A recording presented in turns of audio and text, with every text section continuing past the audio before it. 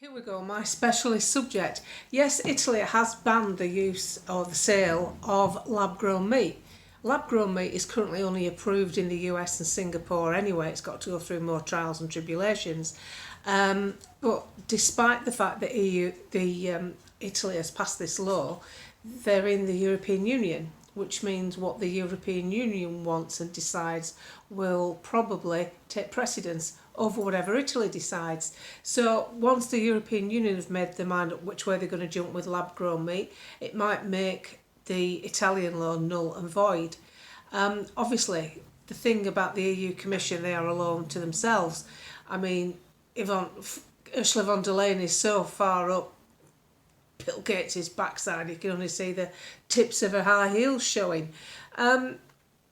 Chances are I think they'll go for lab-grown meat. I think it's all an agenda and I think it'll just get quashed.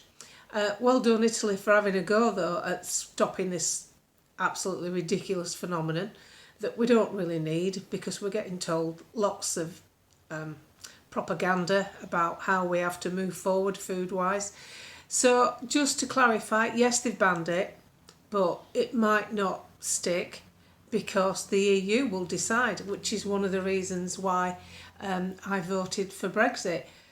Once a country decides something for itself, surely that should be it. But they use this clause, basically, that if it affects the single market, i.e.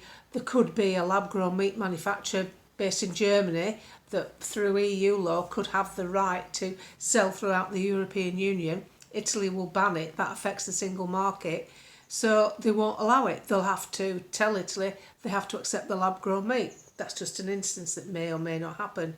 So as you can see, that's two lots of government. Your own government's come up with one idea, the European Union comes up with another idea. And this is the sort of stuff that we should stand up to always. We've voted Brexit, so they can't do it to us for now, but some goon in the Labour Party that's running the country might think it's a good idea anyway.